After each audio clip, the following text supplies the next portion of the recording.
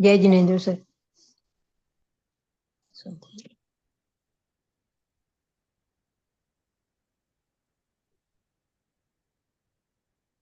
जय जिनेंद्र सर। जय जिनेन्द्र। मंगलमय मंगल करण वीतराग विज्ञान नमो ताहि जाते भये अरिहंतादि महान करि मंगल करि हो महा ग्रंथ करन को काज जाते मिले समाज सब पावे निज पद राज।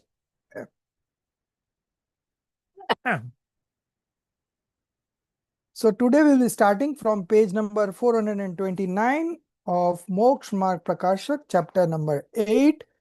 And we were discussing the different kinds of methodology of presentation in different expositions.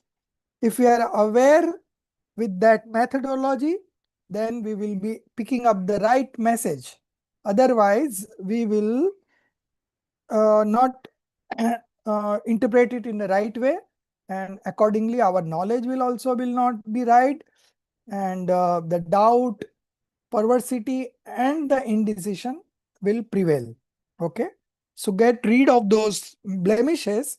We have to take the preachings in the sense it is being said. Okay, so we had covered point number A, B, C. Now D and E are left, and then the concluding topic. Okay, so page number 429.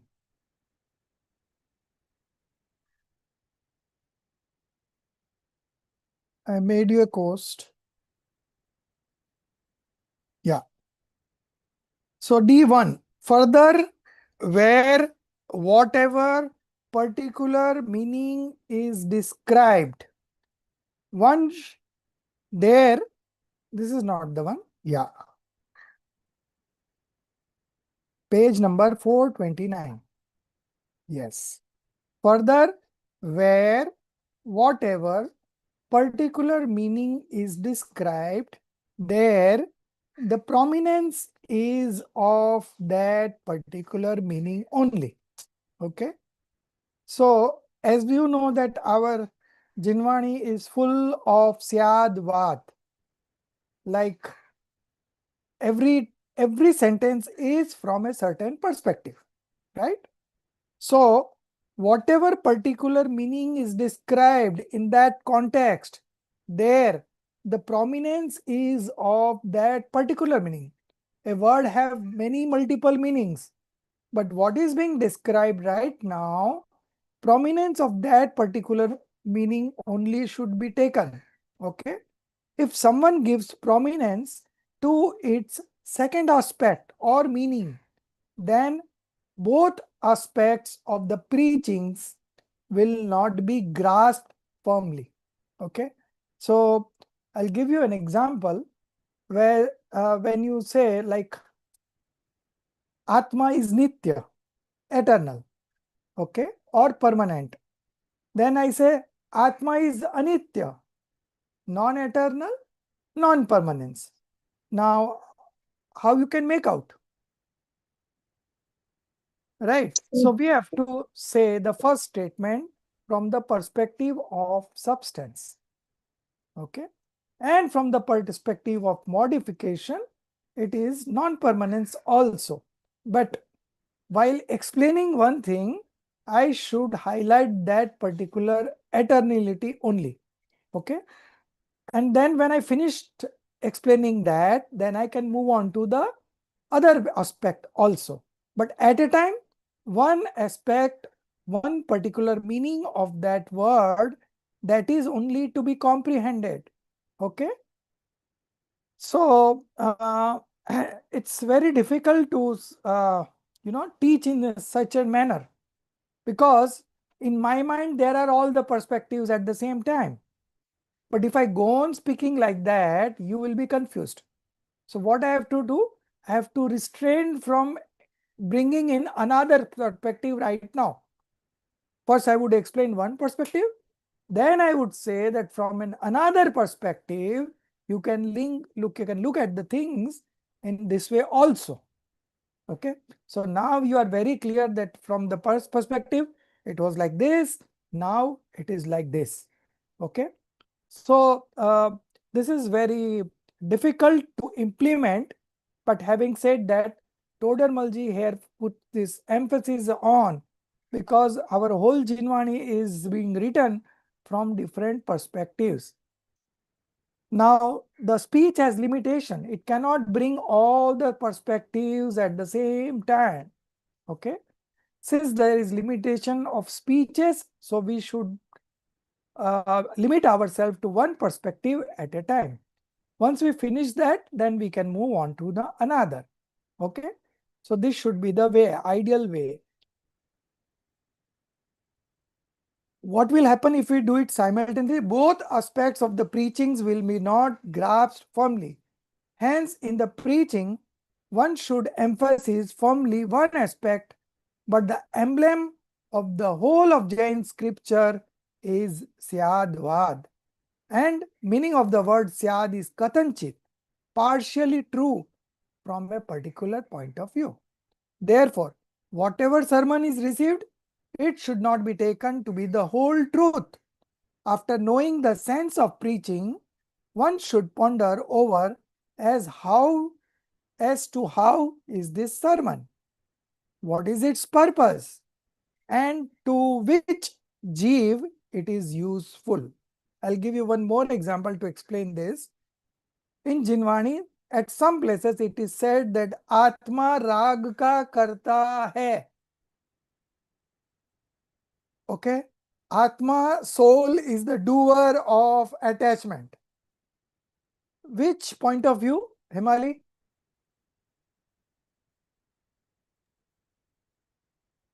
1 to 8. Which number? Conventional. Conventional had 4 points, right?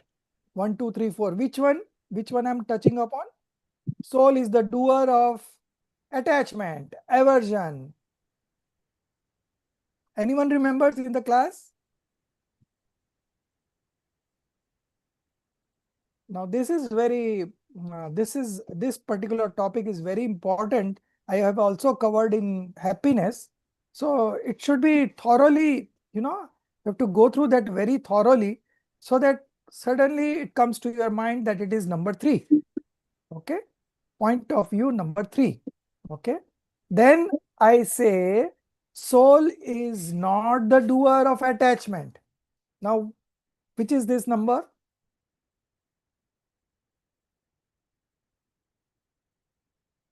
8. Okay. So this way, 2 perspectives being said. Okay. Now, if you know all the perspectives, if you know all the point of view, there is no doubt in your mind. There is no perverseness in your mind. There is no indecision in your mind. Because you know that from number 3, it is okay, okay. Number 5, number 8, you know everything, right? So this Sir, makes, you mean, no? huh? Nay. Nay, yeah, nay, point of view. Okay. Now you remember? Yes, sir. We have done a lot of examples Correct, correct. in both the classes. Yes, And sir. still, I think we have one full paper on this in the next sem. Okay. Okay. So some of the important things you are coming again and again. And I taught you this in the very first sem itself, through the chart. So these are some things that you have to keep on switching on. Depending on the preachings that come across, you have to just put accounts, different accounts. So this is number 1, this is number 2, this is number 3. I am the doer of my house, my business, my family. So number 1, I am doer of my body, my karma. Number 2, I am doer of my attachments, aversions, alien dispositions. Okay, one part of 3. Other part, I am the doer of right belief, right knowledge. Okay, partial purity. Then we go on to number 4, where we say I am the doer of 100% pure modifications. And the other part is the distinctions of attributes, gun-bhed. Okay. So this 1, 2, 3, 4 are all conventional viewpoint, and each caters to a particular content, right? So when I talk of that content, if it should immediately click that I'm talking from number 1, I'm talking from number 2. Okay. Otherwise, you will get confused that sometimes sir is telling that soul is not the doer, and sometimes it's telling it's doer. So this is the only hindrance in understanding Jainism. It's very simple, but this perspective technology, it makes things very difficult because you have to keep all things in your mind at the same time, right? So you need a little bit of practice, repetitions, and that will make you remember it very nicely. It's a one-time exercise you have to do, and you will be using it now and again all the time, rest of this life, and in the next birth also. This knowledge only will continue, and you will enjoy like anything. Okay, fine. So which perspective is being highlighted? You should only focus on that. The other perspective is there in your mind, but right now we are discussing this. Okay. Therefore, whatever sermon is received, it should not be taken to be the whole truth, absolute truth. After knowing the sense of preaching, one should ponder over as to how is this sermon, what is its purpose, and to which jiva it is useful. With such deliberation, one should accept its true meaning. Afterwards, one should analyze his present state in the manner in which the sermon seems to be useful to oneself. One should accept it in the same form. And if sermon is worth knowing only, then he should know correctly. In this way, one should get benefited from the preachings. Okay.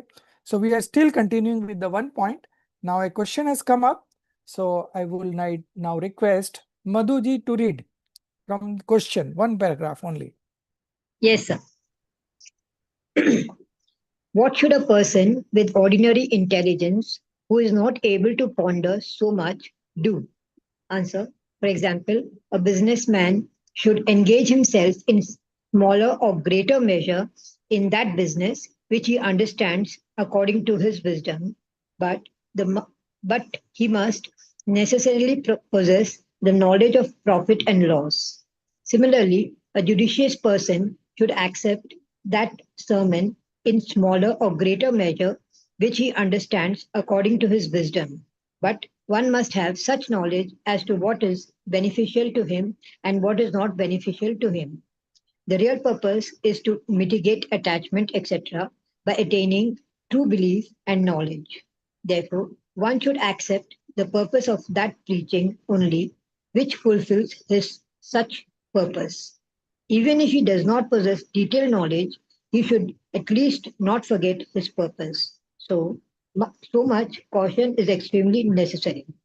It is not desirable to understand the meaning of the preachings in such a form which may hurt the self-benefaction.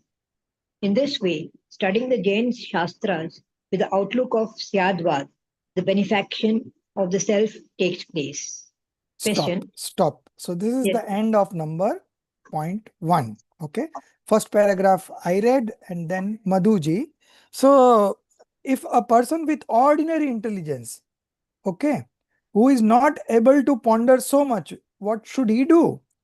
So the author says that a businessman should engage himself in smaller or greater measure in that business which he understands according to his wisdom.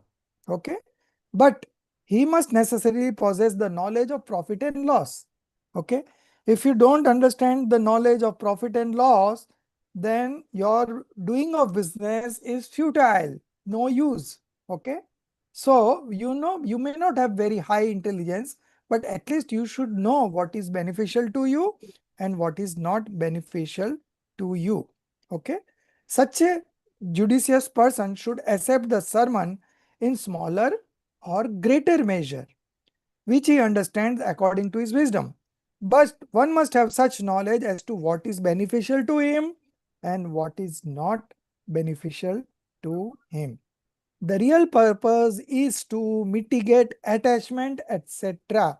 Attachment, aversions, all kinds of auspicious, inauspicious sentiments, all kind of alien dispositions, passions, everything. Okay. By attaining true belief and knowledge. Okay. So the real purpose, all the Jinwani, the real purpose is to mitigate attachment, etc. by attaining true belief. So first part would be attaining true belief. And then the attachments and other passions will gradually go away. Therefore, one should accept the purpose of that preaching only which fulfills his such purpose. Even if it does not possess detailed knowledge, he should at least not forget his purpose. So much caution is extremely necessary.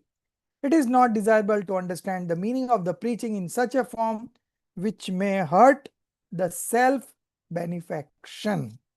Okay. In this way, studying the Jain Shastras with the outlook of Syadvat, the benefaction of the self takes place. Okay. D1 is over. Now D2. D2 is one question only and the answer. Rekha, you read. Yes. Where different viewpoints be possible, there the use of Shadvad is justified, but what should one do when from one point only mutual contradiction is perceived in the Shastras? For example, in Pratmani Yoga, it is stated that thousands of monks have attained liberation along with one Tirthankar. And in Karnani Yoga, it is stated as a rule that 608 jivas attain moksha. Jivas attain liberation in a duration of 6 months and 8 samays, unit of time. Further, it is described in Pratmani Yoga that God and goddesses are born in heaven together after death. They are born together in human state of existence. In Karnani Yoga, the age of a god is stated in sagras and that of goddesses in palyas. How are these statements reconciled? Answer. The statements in Karnani Yoga are subtle and correct degree to degree, whereas in other Yogas, the statements are according to the relevant purpose.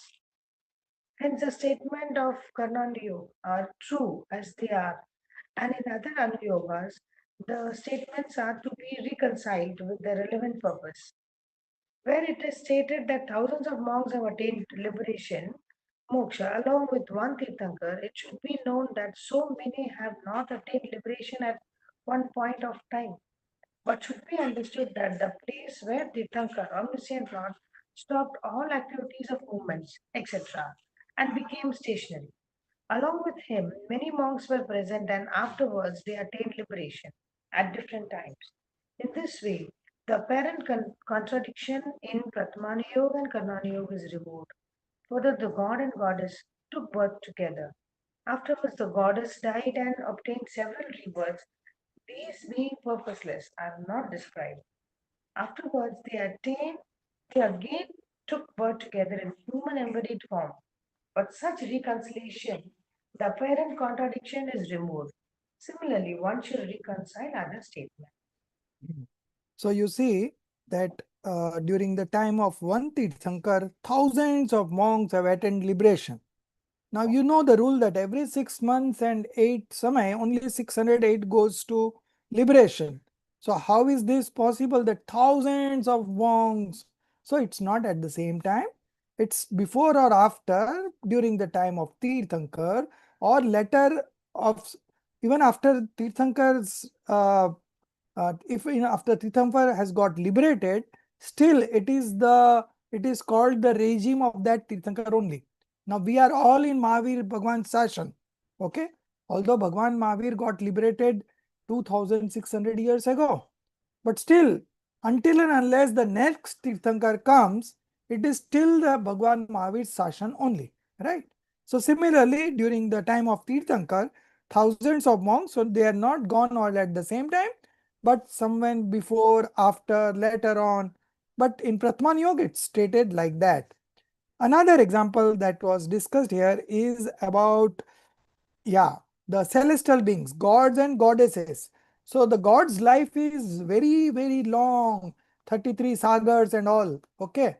In between, the goddesses, many goddesses come and go because their life is very short. Okay. So, so how they both took birth in the heaven and they both took birth in the human life and they both again met, how is that possible? So in between, the goddesses took many other births that has been ignored because it is purposeless. So in Pratman Yoga and Karnan Yoga, they gave you stories like this, that both took birth in celestial beings and then the next birth both became human. So it is not the next birth, but in between the goddess has taken many other births and again they both got together in the birth of an human. Okay. So this is how it should be interpreted. Otherwise you will feel that it's all, false knowledge, but it's not so.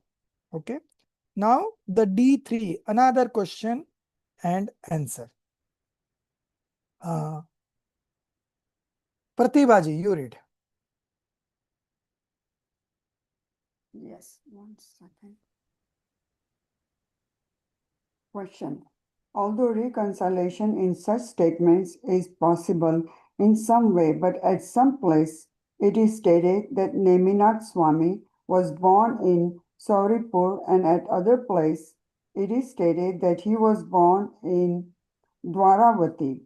Further, the story of Ramchandra, etc., is found written differently.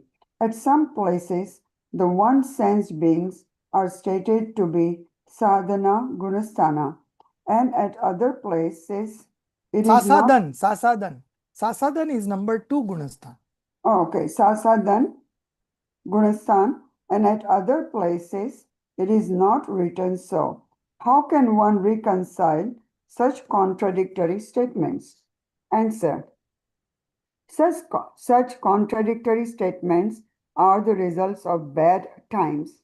In this era, the persons possessing direct independent knowledge and persons highly versed in scriptural knowledge are not found, and the Shastra have been composed by the persons of ordinary intelligence.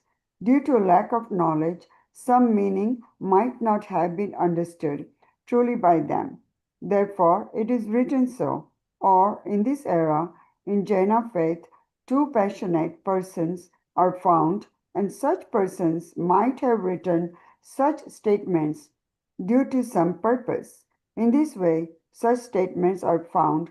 That is why, in Jain Shastra, contradiction seems to be existing. Whatever such contradictions are found, Wherever. Wherever such contradictions are found, one should ascertain as to who is more authentic, the author making this statement or the author making that statement. After such deliberation, one should treat the statement of great preceptors to be authentic. Further, many Shastra are found in Jain faith. One should compare their tradition. Those statements which are in accordance with the set tradition should be treated as authentic. Even after such deliberation, if it is not possible to ascertain the truth, untruth, then one should believe that whatever is reflected in omniscience is only authentic. Because without ascertainment of truth about the omniscient Arhanta God and tattvas, etc., the path of liberation is not at all possible. In any case, such ascertainment is possible. Therefore, if someone states their nature contrarily, then one can himself perceive the truth. Further, if other statements cannot be ascertained, or there remains some doubt about them, or even their contrary knowledge is obtained, and yet such belief exists that whatever is known by omniscient is authentic, then there will be no impediment in path of liberation. So you see, there are some contradictions here and there, okay, but you have to take it in the right sense. Wherever such contradictions are found, so first of all, why such contradictory statement? So such contradictory statements are the result of bad times. So we are living in bad times. Mhm. It's a deteriorating time period, right? So the age is deteriorating, the energy is deteriorating, the ability is deteriorating. So we are in this deteriorating time. So still we are in the first 3000 years, and this era is of total 21,000 years. So as we go deep into this era, you will see things becoming worse to worse. Okay. In this era, the persons possessing direct independent knowledge. So direct independent knowledge is Keval Gyan, omniscience. And persons highly versed in scriptural knowledge, Shruth Gyani, are not found. Okay. So these two types of persons are not found. They were possessing that kind of knowledge that they used to know everything. Okay. And persons highly versed in scriptural knowledge are not found. And the Shastras have been composed by the persons of ordinary intelligence. Okay. So our Acharyas, they who composed, they are not that knowledgeable as the omniscient. Okay. So from that perspective, they are being said of ordinary intelligence. Due to lack of knowledge, some meaning might not have been understood truly by them. It's quite a possible. So what you have for proving that you understand according to your knowledge and justify it whether it is correct or not. Okay. And if there are contradictions, then what you should do, that's coming in the next paragraph. Therefore it is written so. Or in this era, in Jaina faith, two passionate persons, Kashai, okay, are found, and such persons might have written such statement due to some purpose. In this way, such statements are found. That is why in Jain Shastra, contradiction seems to be existing. So wherever such contradictions are found, these are very few and in between, okay? But still, if it is there, then what you should do? That also Todarmalji is teaching us. Wherever such contradictions are found, one should ascertain that to who is more authentic. Now we know Kunkund Acharya Dev, he has written the 5 major Parmagams, Samay Sar, Pravachan Sar, Niyam Sar, Panchastikay, Ashtapaud. Okay. Now if a statement is made by a Kunkund Acharya and then another statement, supposing it's made by Jaisena Acharya, who came 1300 years after Kunkund Acharya Dev. So then you should find who is more authentic. Okay. The author making this statement or the author making that statement. After such deliberation, one should treat the statement of great preceptors to be authentic. The most senior one, the more recognized, the more accepted, okay, authentic. Further, many sastras are found in Jaina faith. One should compare their tradition. By tradition here, they mean the lineage, okay, the lineage from which it has come. Those statements which are in accordance with the said tradition, that is the lineage, should be treated as authentic. Even after such deliberation, if it is not possible to ascertain the untruth, then one should believe that whatever is reflected in omniscience is only authentic. Okay. Now, what we should believe? That whatever is reflected in omniscience is only authentic. Okay. केवली का माना, केवली का बताया गया प्रमाण. Whatever Kevli says is authentic. That much you should believe.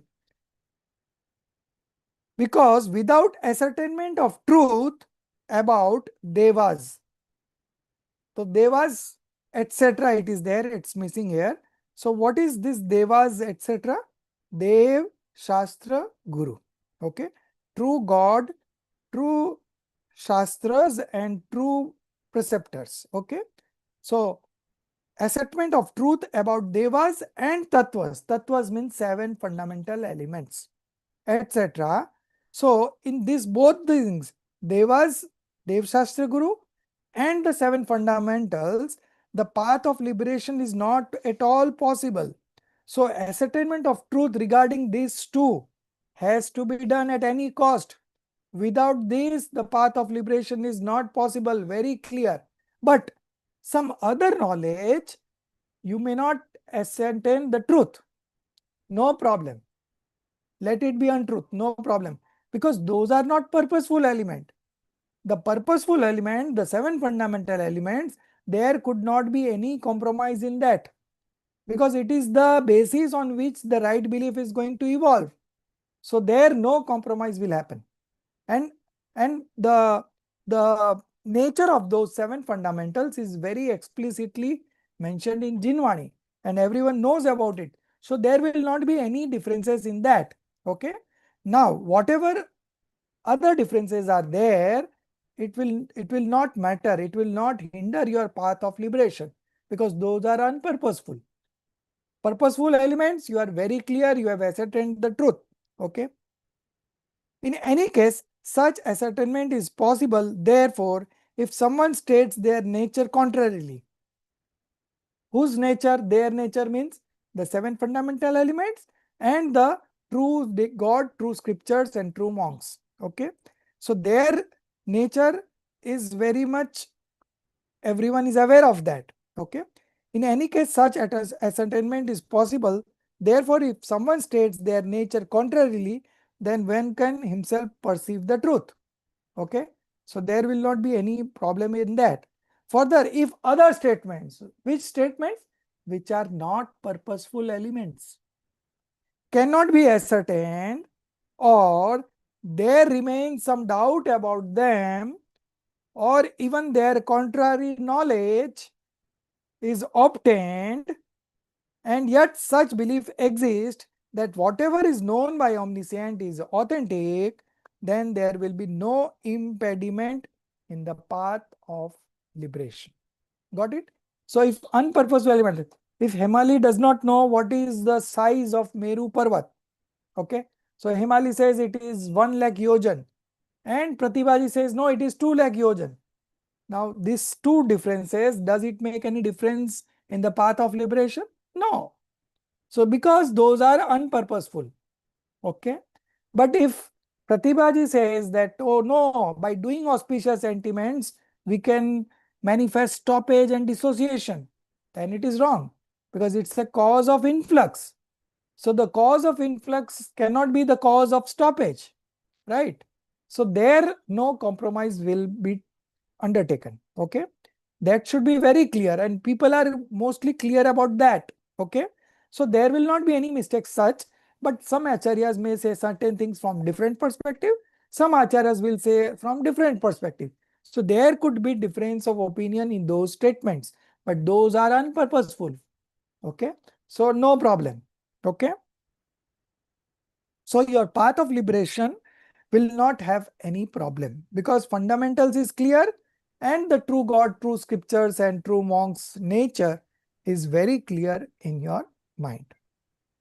Now we are starting E point. Yeah. Do you have any question? I have a question, sir. Yeah. So I wanted to ask you that when we say that our Tirthankars they knew the past, they knew the present, and the future. Right. So why didn't they make sure that everything was there in writing? And why did they need a preceptor? And are the So they never qualities had of the a, desire, no? They never had the desire. First, before becoming omniscient, they became passionlessness. but they are also hitopdeshis, no? Yeah, so the Hitopdeshi means what? The Hitopdeshi means they have got this Divya Dhvani, okay?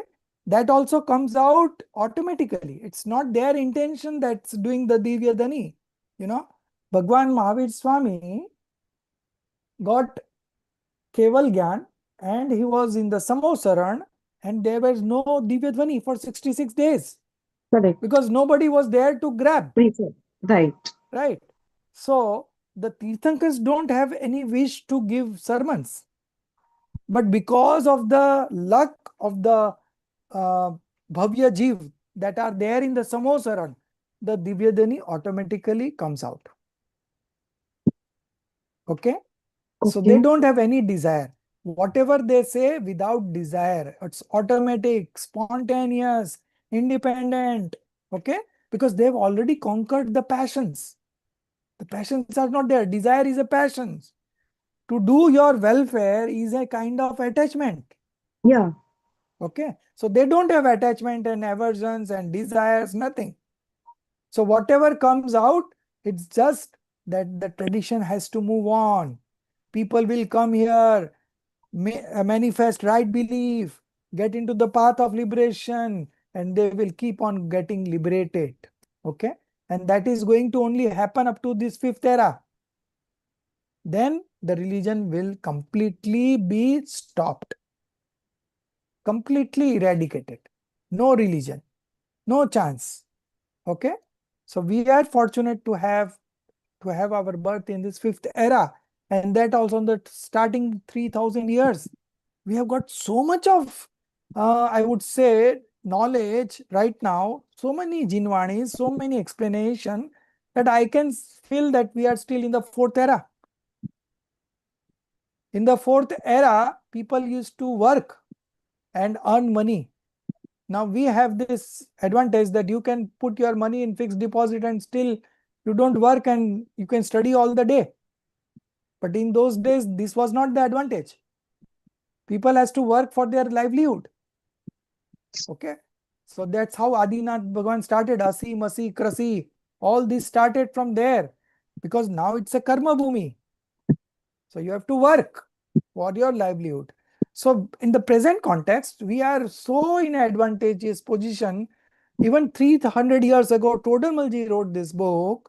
At that point of time, so much discussion about the spirituality was not there. He got a letter from one of the co-religionists and he was so happy that such kind of questions only you have. People like you have. So he was just dying for those kind of questions. There was nobody to discuss. And we are so fortunate that we are getting all kinds of infrastructure right now, right from the scriptures, from the scholars and the course, this kind of course designed, So we are all getting a very favorable, you can say, situation right now, which was not existing even in the fourth era. Fourth era, of course, the Tirthankars were there and live. They used to hear live and manifest religion. It was like that only. But now, no Tirthankars, no Kevli, no Shrut Kevli, but only Jinvanis we have. Even we are not in touch with any Bhavlingi monk right now. Although the scriptures say it exists, but we have to find out. We have to find out. We have not access. If I would have known that in the jungle of Girnar, there are monks, true monks, I would go right now. And that's every seeker's dream, to get in touch with a true monk, So, but it's not there, so not there. But we have Jinvani, Nitya Bodhini Jinvani. It's always instructing. The moment you read it, the instruction comes to you automatically. Okay? Sir, So, I have one more question. So then, if that was the case, then sir, preceptor is a larger hitopdeshi than the Tirthankar who's going to attain moksha, isn't it? Because the preceptor was uh, translating everything from what he So heard. by preceptor, you mean Gandhar or the Gandhar. Acharyas? No, the Gandhar. Yeah. So, the source is Tirthankar.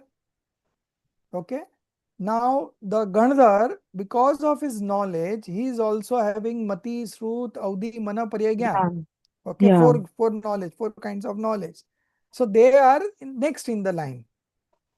From there, it passed on to Acharyas. Then Acharyas to Acharyas, this lineage was going on, but then there were no takers. Yeah. So the scripture started. Correct. There was one story in Aap Kuch Bhi Kaho, that story about Jagrut Vivek, Darsen Acharya, and his two disciples, Put Yeah, Bali. yeah. Yeah. Yeah. And he So got from this there, dream that. the tradition started of Hmm. writing. Hmm. Otherwise, there was no writing. Yeah. People were used to understand from Oral. mouth to mouth, and the memory was so sharp that whole Dvatsang was on memory only, Hmm. nothing in writing.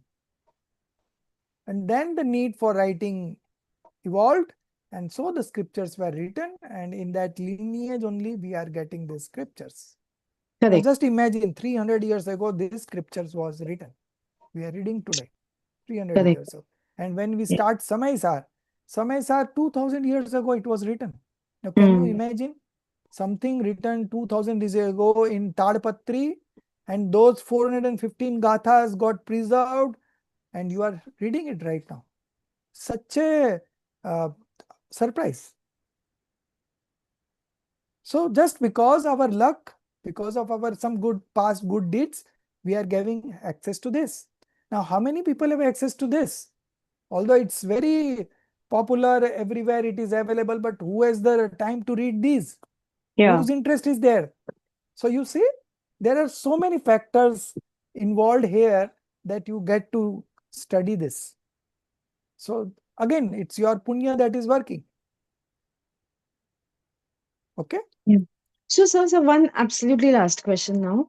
So in the whole books, why aren't we ever discussing the qualities that these Gandhars had, that they actually became the Gandhars? Like, is there no scripture or any? No. There is nothing like that. Only quality is like basically they are all monks. Okay. So among the monks, there are some monks who have this special quality to grasp that Divya Dhani. That is the But only Indrabhuti qualification. Gautam was not a monk, no? Yeah, he was a monk. But he was a Veda. He was not even Jain. That was the past life. Then when Huh. he came to the Samosaran, by looking at the man's thumb, his pride got melted. And he became a monk, Digambar Jain monk. And Okay. then he went on to become the Gandhar. Okay. So they are basically all monks. Even Aryant, Tirthankar is a monk. Tirthankar is also a monk. Aryant is also a monk. Okay. So, so this is how the Gandhar is, Gandhar's post is there, and they have this special kind of grasping power.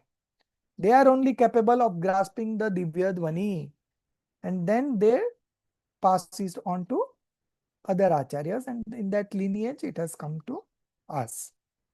Okay. Okay. Now E1. Again question coming up. So we have E4. 4 points in E, and then we will close. Okay. So no problem. We can have more discussions also. Next.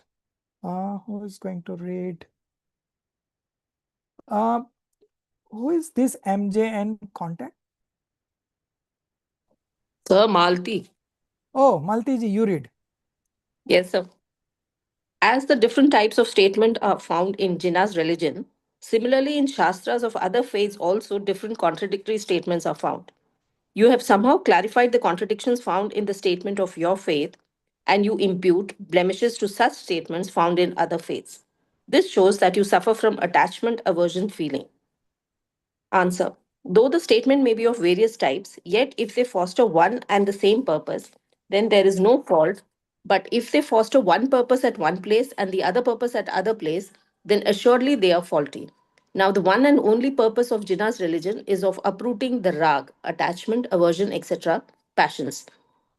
Therefore, at some places, the purpose of quitting intense attachment, etc., by indulgence in feeble attachment, etc., is supported, and at other places, the purpose of uprooting passions totally is fostered.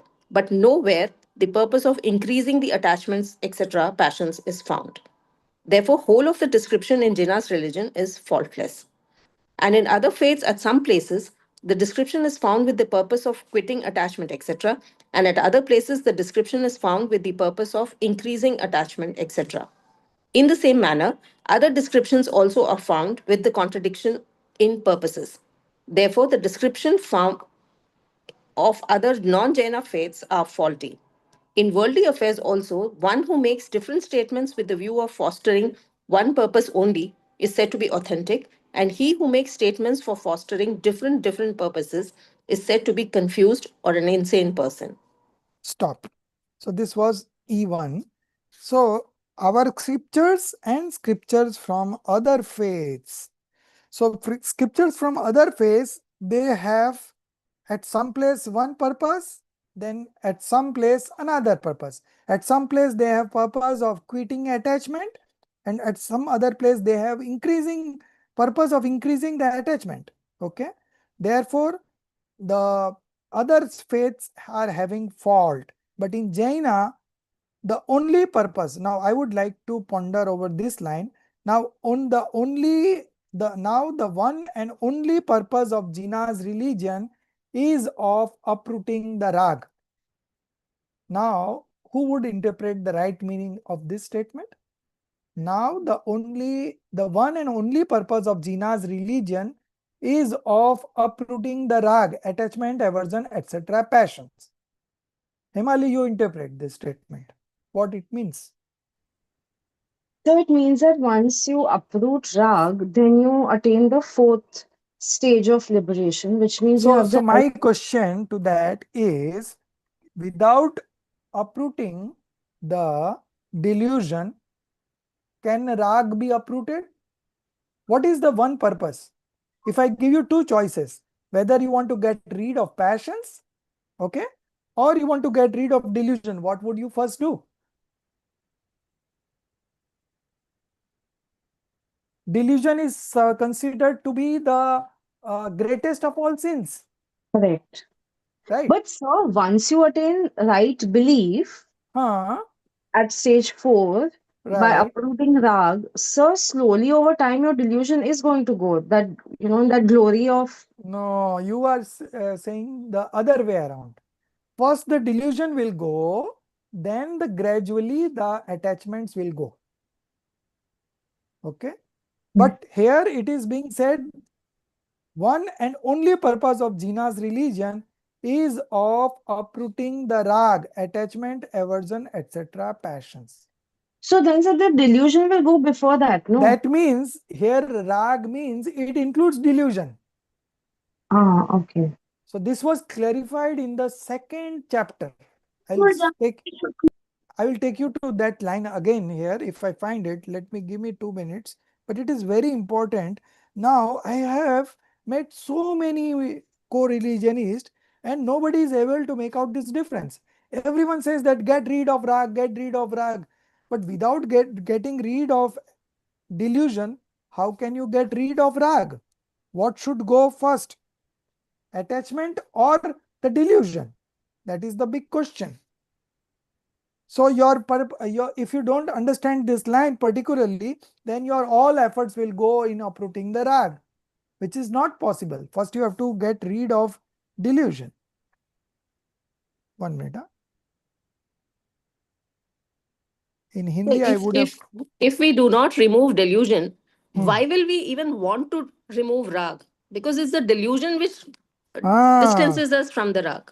Right. It is delusion which makes us aware that this rag attachment is harmful to us. Otherwise, without getting rid of delusion, everyone is involved in attachment and feels that they are doing religion. Everyone is doing auspicious sentiments and they feel they are doing religion. But it's an auspicious attachment. It is not an pure sentiments.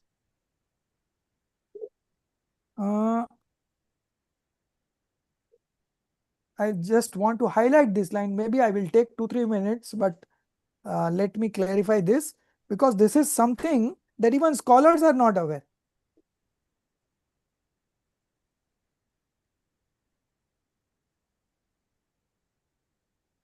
Now you come to page number 38. Same book. 38.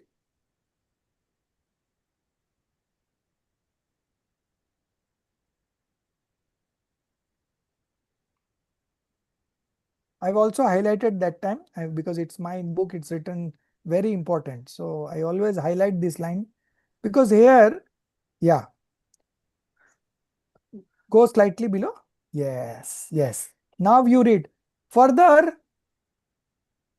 read Himali, you only read. Yes. Further, wrong belief, mithyatva, and anger, etc. dispositions are evolved due to the rise of moh, deluding karma. All these dispositions are collectively termed as kashais, passions.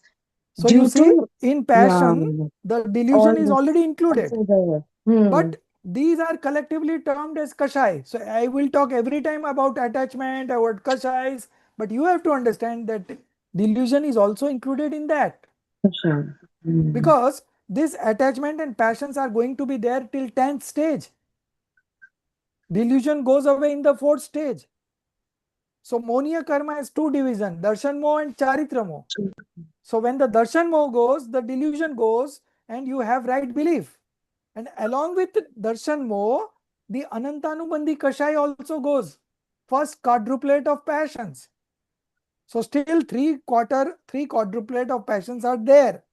But the weightage has gone. It is only a small drop in an ocean. That much is the passion which is left over. Okay. So the first thing that should be done is getting rid of wrong belief, mithyatva, delusion. And that's why the first chapter in happiness was delusion. Okay. But it is collectively termed as kashai. Now this small clarification Todormalji has given here, and everyone skip this. Now throughout this Moksha Marg Prakashak, Todormalji has written like this. Get rid of passions, get rid of attachment. Only purpose is to get uprooting rag. No, rag we are not concerned at all. Delusion goes away, rag will go on its own. We don't have to do any effort. Because attachment rises only because of delusion. So delusion is the cause and attachment is the effect. Cause and effect relationship. So first we should work on the cause. Delusion should go first. Okay. So now come back to our page number 400 and which page we were in? 429. Okay. So one line that I wanted to highlight. Yes, here it was. Uprooting attachment.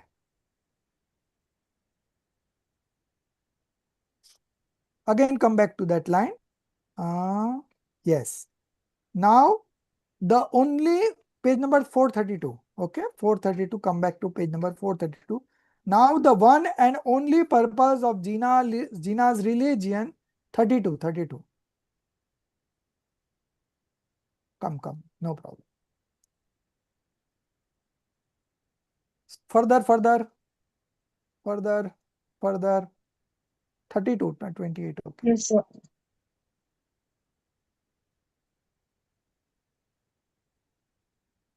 Yes. 30, 31, 32.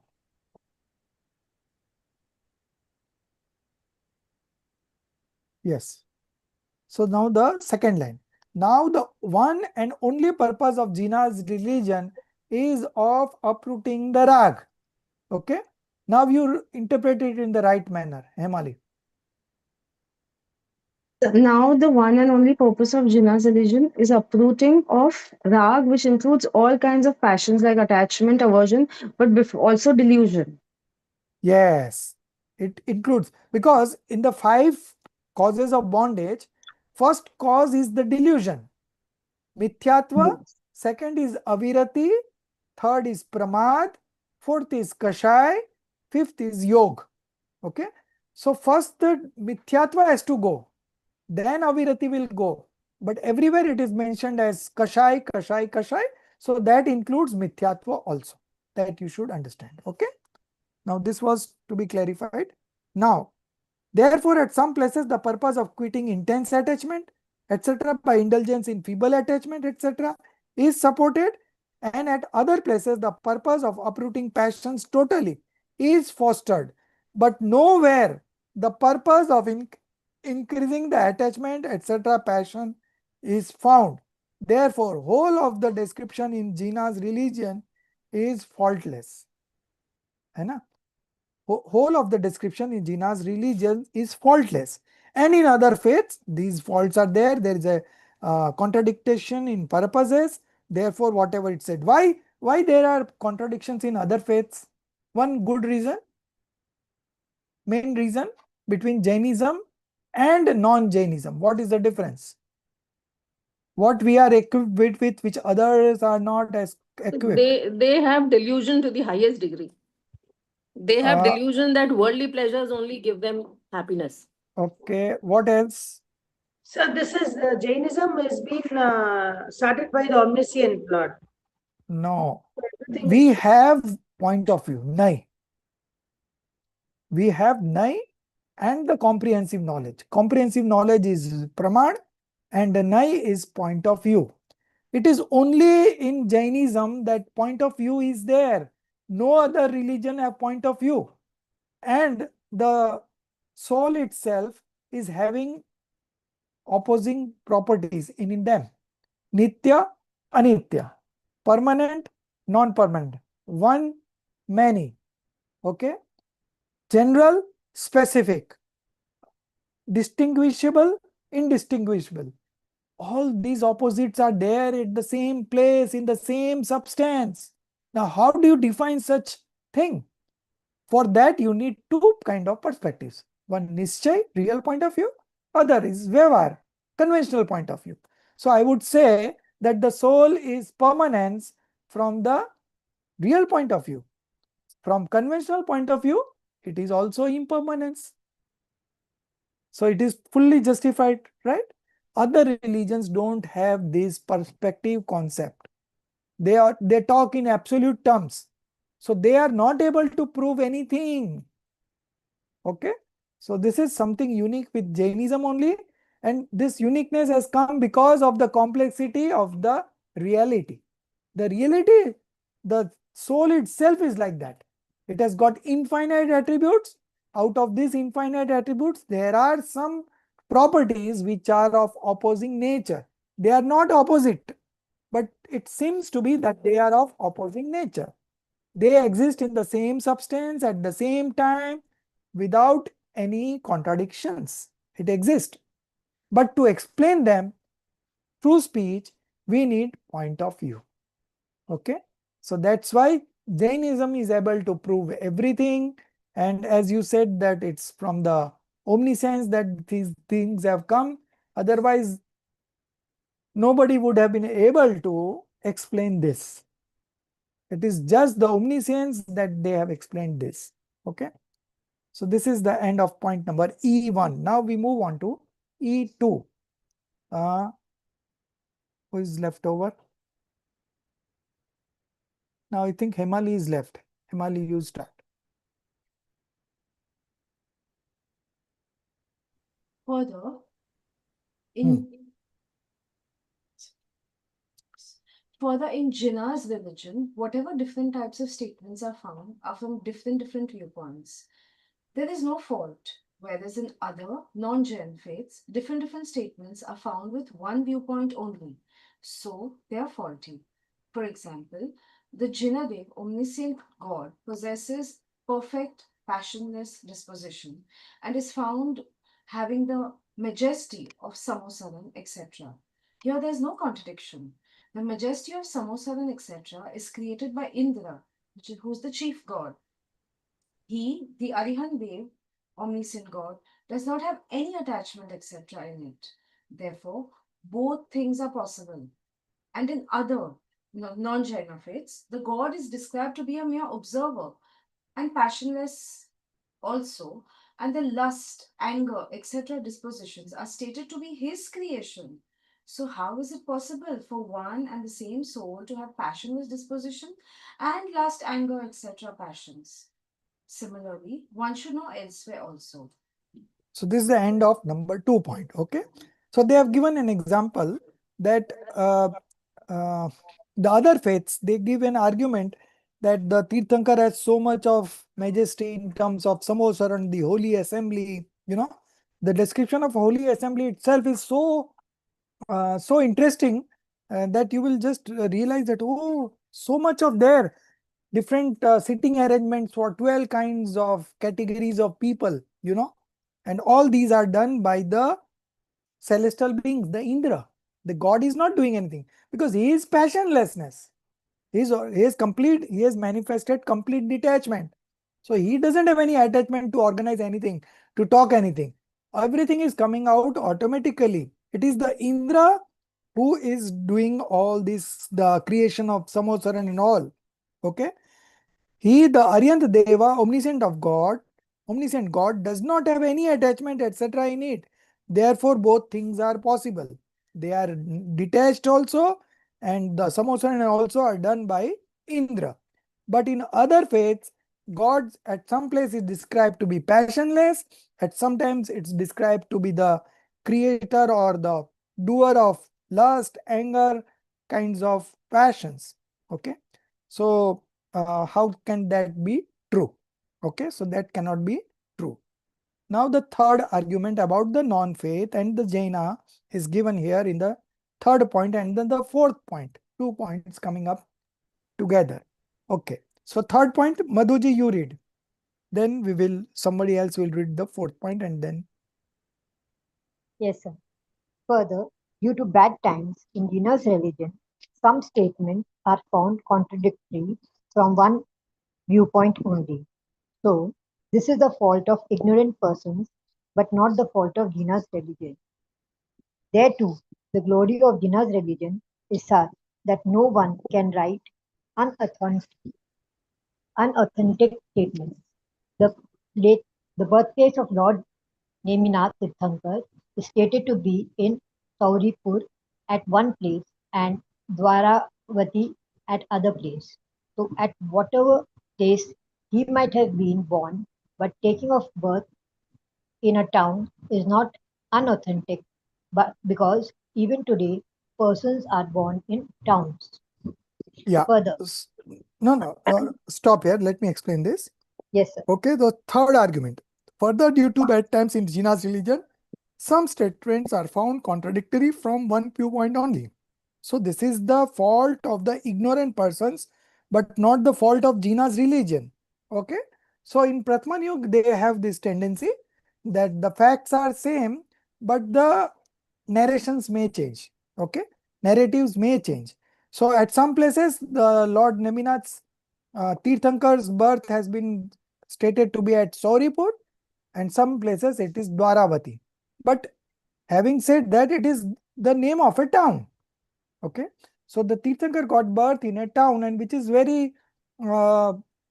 which you very well you can relate it right now also. Okay. So there is no fault in those. Only here and there what is happening is because of the methodology of the Pratman Yoga exposition. Okay. And that is very well understood. Now the last point, E4. Okay. Maltiji again. Yes, sir.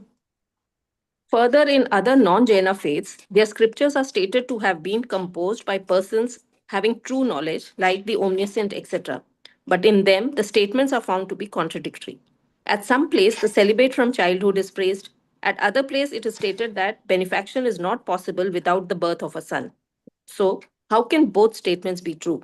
Such contradictory statements are found abundant there. Further, many unauthentic statements are found therein. For example, one such statement is semen fell in the mouth of a fish and it gave birth to a son. Such an event is not found associated with anyone in the present era, and by inference also this is not possible. Such innumerable statements are found there. If in these cases it is inferred that these are faults of omniscience, then how can he make such mistakes? And contradictory statements cannot be believed. Therefore, it is concluded that faults lie in their faiths. With such ascertainment, one should follow the preachings found in Jinnah's religion only. So you see, in other faiths, these kind of statements, the Ramayana that you saw in TV, very popular, Ramayana and Mahabharata. So those are all Hindu Ramayana. Okay. In Jainism, it's not like that. So this kind of differences will always be there. And they have, the whole world believes in chamatkar. So at every now and then, they will show you chamatkar. and people feel very mesmerized with by seeing this chamatkar. Oh, wow, such things happen. Such is the importance of this kind of religion, you know. So salmon fell in the mouth of a fish and it gave birth to a son. So such an event is not found associated with any of the one in the present era. And by inference, also this is not possible. So we have all very facts. Our whole scriptures is written based on the omniscience, and omniscience are knower of all the substance at one point of time, past, present, and future, all together. So there is no purpose of telling lies. Okay. So everything is very authentic and very truthful. Okay. Therefore, it is concluded that false lies in their faiths, the other faiths they are talking about. With such assessment, one should follow the preachings found in Jina's religion. So, Todarmalji is there re-establishing your faith in the Jaina text. You read the scriptures, everything is given there. You understand the methodology of each kind of exposition, and you will be good. Now, the last paragraph of this chapter, last two paragraphs, and then we will conclude. So, Himali, you read.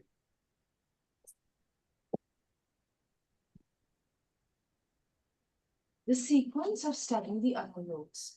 One should study the Pratman Yog, etc. There is no such rule that first one should study this Anuyog and then study that Anuyog. But keeping in view the state of one's own thoughts and dispositions, one should read the same Anuyog which might encourage him to follow religion. Alternatively, one may study sometimes one Shastra and at other times some other Shastra.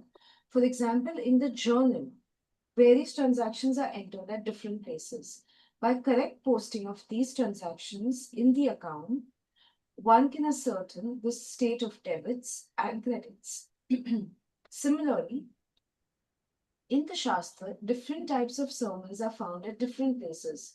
So, if in true knowledge one identifies it with the true purpose, then he may determine one's weal and woe.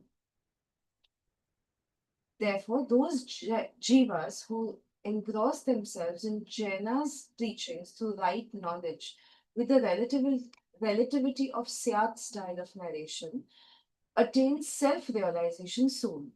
In the path of liberation, the first step is the knowledge of scriptures.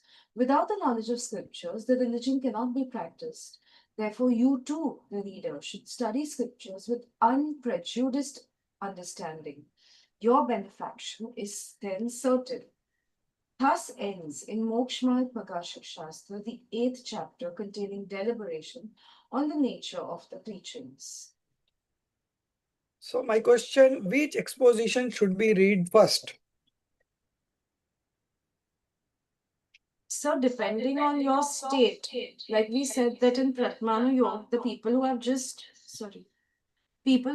started studying religion or are still beginners or are not even having the right faith, those kind of stories will inspire them to, at least start doing good, or at least start, their journey. Right. Good. So when Todramalji was asked which exposition should be read first, so he said that there is no rule. Depending on the state which you are in, you have to adapt whichever exposition suits you at that point of time. It is valid at that point of time. Okay. But generally speaking, so at this point of time, Todramalji denies preferring any scriptures. But I'll tell you, Todarmalji, in the 7th chapter, at one place, very categorically defines what should be read first and what should be next. Okay. I'll just tell you about this. Yeah. Come to page number.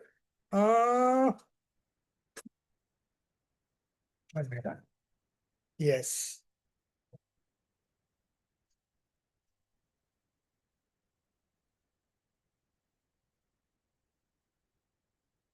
Sir, but it's obvious, no, that Karnanu Yoga has to, because it's very difficult. and it can only be understood by the it can be only understood by the omniscient. So Karnanuyog probably has to be there at a pretty high level. I mean, when you reach... It's not that way. It's not that way. First, you have to understand that page number 335. You bring to page number 335. Last paragraph of 335. Everyone has textbook with them. Open the page number 335 and see the last paragraph. Malteji, you start reading. And many people study the mythological books, Puran, describing the consequences, fruits of virtue and vice, punya and pap.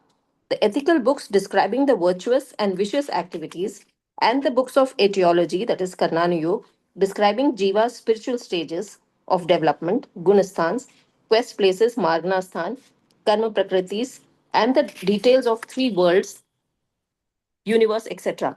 But if they do not think... Stop this much. Now the first line is Pratman Yog. You're getting... The second line is about the ethical books. Third line, ethical books is which Anu Yog? Yeah. Ethical books is which Anu Yog? Karnanuyog. Charnan Yog. Okay. And the third one is Karnan Yog, which describes the spiritual stages of development and quest places and three worlds. So three expositions they have covered over here. Okay. Now read further. But if they do not think over the purpose of this study... Next page. Himali, next page. Yeah. But if they do not think over the purpose of their study, then their all such study is nothing but the memorization and repetition like that of a parrot only. And if they think over the purpose of these shastras also, then they come to know the pap, vice as harmful, punya virtue as beneficial, and also know the differentias of spiritual stages, and believe that they will be benefited to that extent to which they study these shastras. Only this much purpose is kept in view by them. So, by such study and attitude, at least this much will be achieved, that they will not get a hellish birth and will get heavenly birth, but the real right path of liberation will not be achieved. So, right path of liberation will not be achieved. So, this is the conclusion for three exposition. You're getting? Yeah. Malteji? Yes, sir. So, when it was asked specifically which should be read first, so Totamalji says no, there is no rule. There is no on the situation. But here it says that these three exposition, they will take you towards the fourth exposition, Dravyan Yoga. Okay? But those three itself, the real right path of liberation will not be achieved. Okay? All the four exposition, the essence is vitragta, passionlessness. So whichever exposition you enter, it will take you towards vitragta, passionlessness. Okay? But the journey continues. Now you got into Pratman Yoga because you are interested in movies and stories and like that. So you get into Pratman Yoga. So that Pratman Yoga also carries you towards vitragta. Okay? Now, after you achieve a certain level, then you switch over. You go into Charnan Yoga, you go into Karnan Yoga. But ultimately, the main operation is described in Dravyanu Yoga. Now you read the next paragraph.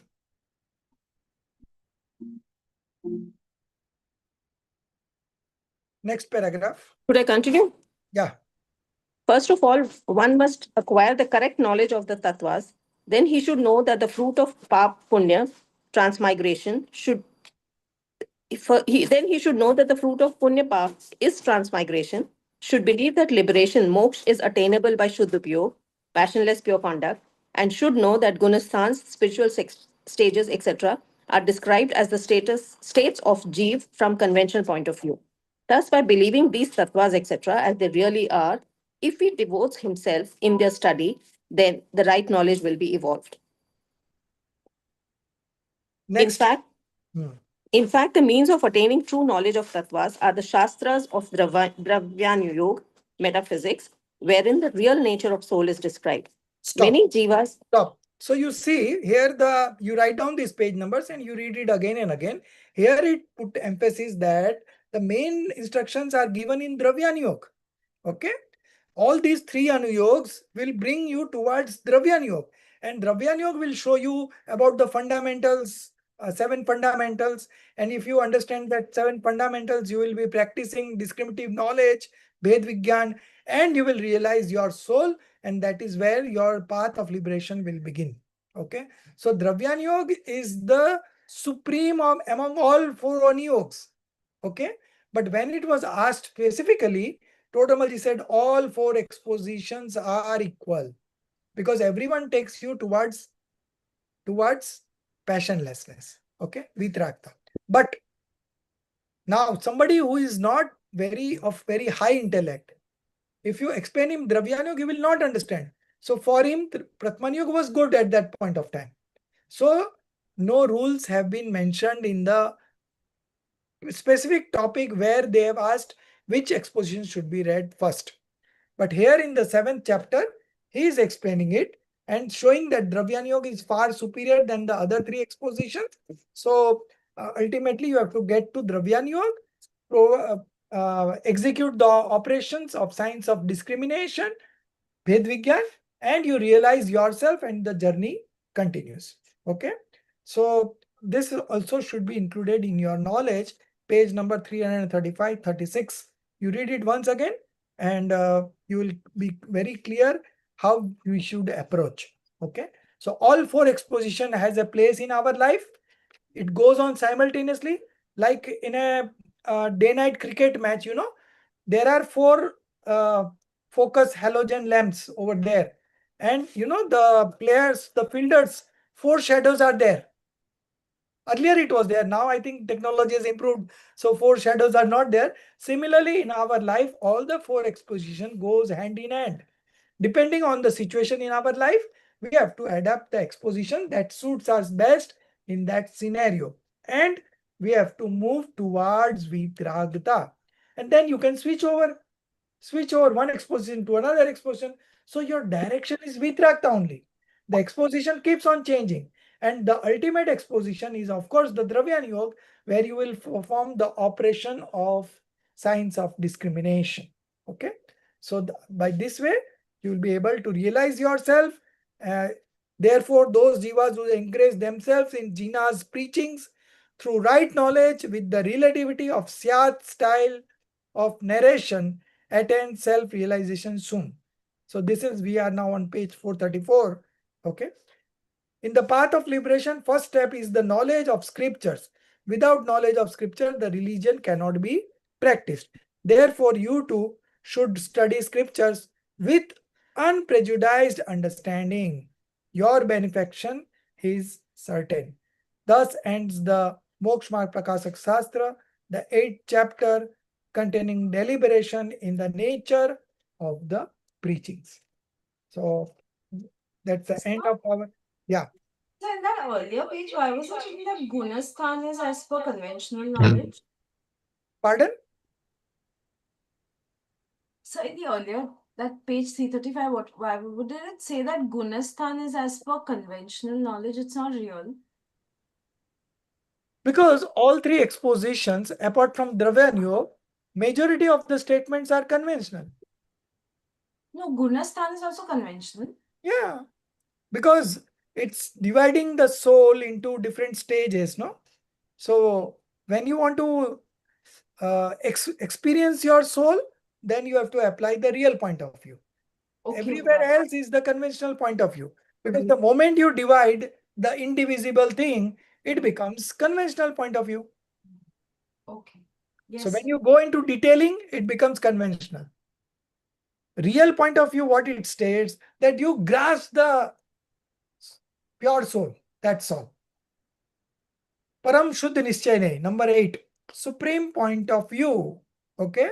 So that is our objective, to get into supreme point of view. And supreme point of view defines who am I. My question, my answer to question, who am I, is answered by number 8. Supreme point of view. So you have to get to there. There it will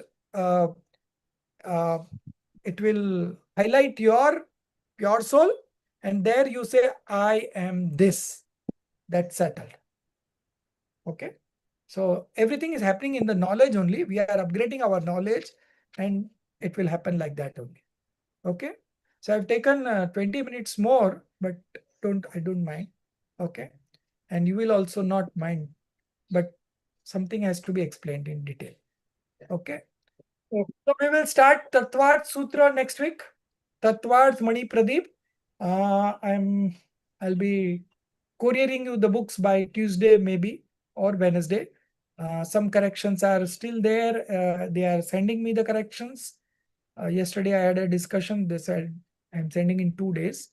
So once I find that, I'll courier you all the to all the 8 students that we have, and the one who are overseas, you have to manage with the printout over there. Okay. Yeah. All the students, I will be couriering the Tattvat Sutra. So next Saturday, we'll be starting the Tattvat Sutra. Okay. Sir, Yeah, you know, I ordered the English one, but they gave the Hindi. So I guess probably can you send us the PDF then so I can get Yeah, a I am print? sending you PDF. PDF I will share in the group Okay. in Tuesday itself, by Monday or Tuesday. So you can take a Okay. printout at your end. Sure. Printout will be good. Once time you have to take a Yeah. printout, but you take a printout so you can write anything extra when I'm explaining over there. Okay, so the next time, so I am teaching since 10 years. I have everything in the book written down, what I want to refer, how I came to page number 235, 236, 335, 336 just now. Because I already mentioned there that this has to be referred here again. So in Hindi, it was everything referred, but English now I am putting it across. So it's okay. So you have to write down while you are studying, okay? Sure. so, sir, Yeah. I have ordered the book. It Okay. must be on his way. तो वो सब हिंदी आएगा. It means हाँ हिंदी आएगा. according They to have not oh, translated it. The translation अभी okay, हुआ है और अभी हाँ, उसका फिर final corrections जा रहा है. और one time I've already taught. So while teaching, I find few mistakes. So that also is being corrected. So you will hopefully have a very good version. But still, I feel 1 or 2 mistakes here and there will be always there. Okay. yes, that we can correct in the class itself. Yes, yes. That again correct in the class. No problem. Okay. Sir एक question है. अभी जितना भी knowledge हमें मिला है आपसे, हाँ. मतलब through the books and you, तो व्हाट आई फील, मेरे को ऐसा लगता है कि द्रव्यानु योग ही फॉलो करना भी माने जरूरी है. बिकॉज मेन थिंग इज 7 लेकिन जब आप फंडामेंटल्स. डिप्रेशन में होंगे, कुछ ऐसा होगा, हाँ, तो आपको भक्ति भी करनी पड़ेगी, नौकार मंत्र भी प्रथमानु करना योग. पड़ेगा. ठीक है, हाँ, प्रथमान योग भी पढ़ना पड़ेगा. इसलिए जैसा सिचुएशन आएगा अपन पढ़ेंगे, जिनवाणी है. सो हाँ, हमारे पास कोई आग्रह नहीं है कि हमको यही पढ़ना है, ये नहीं नहीं पढ़ना नहीं, है. हाँ, नहीं, जैसा मैं इसलिए सिचुएशन बोल होगा रही अपन पढ़ेंगे, हूँ. कोई बात. या नहीं नहीं, personally I am you have got all the saying. Liberties, आपके पास या सब या चॉइस है. जी जी, लेकिन मेन मेरे को क्या लगता है, जैसे कि 7 fundamentals is the most important at present. सब है, सब अपनी जगह इंपॉर्टेंट है ना. अपने को जैसा समय होगा ऐसा अपन पढ़ेंगे. कोर स्टडी द्रव्यान योग है, नो डाउट अबाउट दैट.